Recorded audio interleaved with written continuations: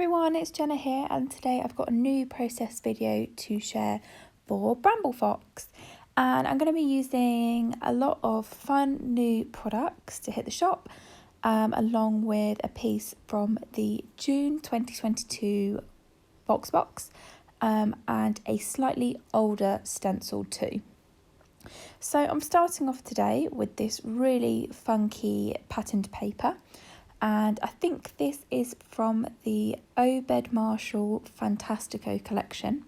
And I really love this paper, and I'm a little bit gutted that I only got one, but to be honest, this is the first time that I've really cut into the collection, and it's been out maybe almost a year now. So yeah, maybe it was a good thing, I don't know. But I've cut the segments up and I've separated the sort of solid block colours with the white bits that separated them, and I've just flipped those white bits over to reveal this dark blue patterned paper on the back. And my plan is to substitute some of these dark blue pieces with some light blue pieces. Again, one of the papers in that same collection.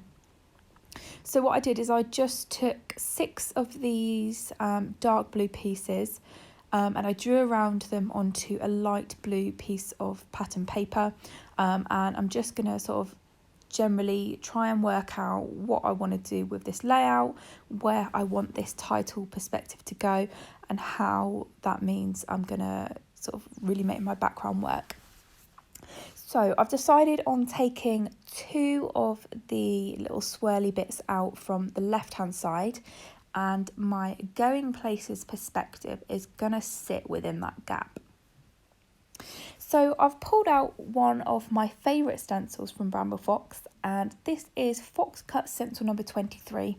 It's a really beautiful sort of leafy design. There's loads of different sizes on there, loads of little bits, and I've used it so many times and I just really love it.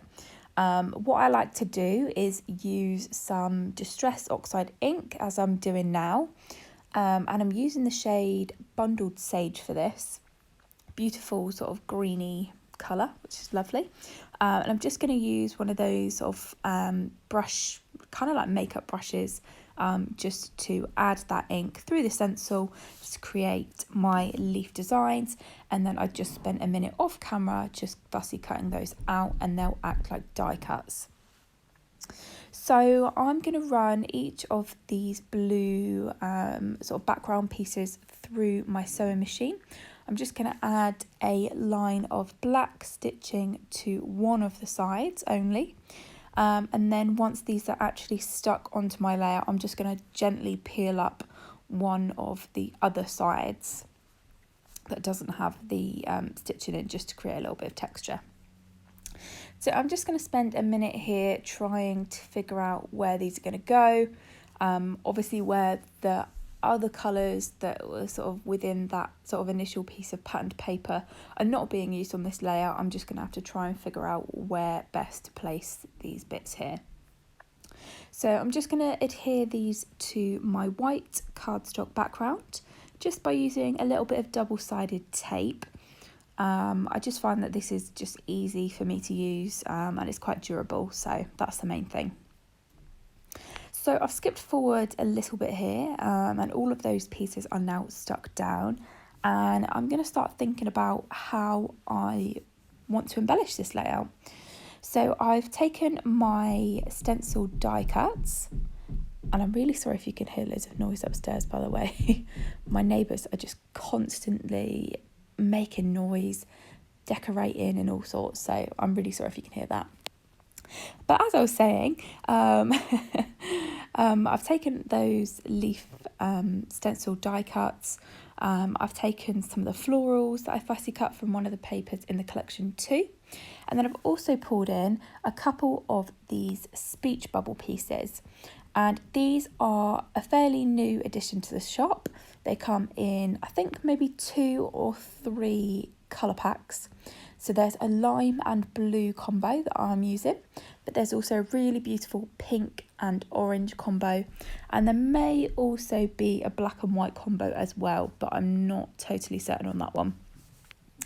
I've also pulled out some of the photo corners from the slide mount frames pack. Again, that's another new addition to the shop and available in different colours as well.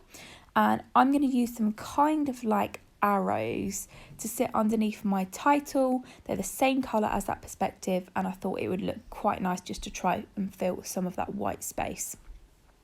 So I'm just going to stick my going places perspective down with some glossy accents just to make sure that is definitely stuck down in place. And then I'm just going to make sure that these little arrows are straight too.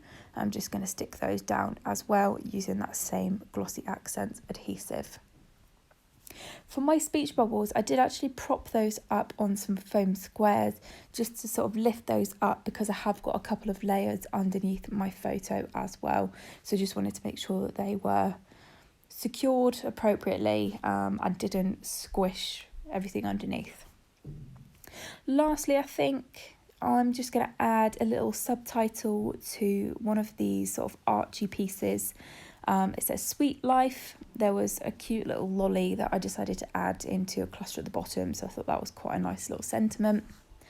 And then a couple of puffies just to finish off. And here we are, here's the final layout.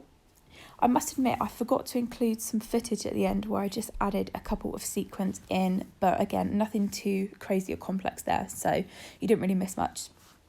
I've got some close-ups on the way as well. And yeah, I really hope you have enjoyed watching this layout today. I'll be back next week with another layout, so keep your eyes peeled for that. If you have got any questions though, please do let me know. Thanks again for watching. Bye.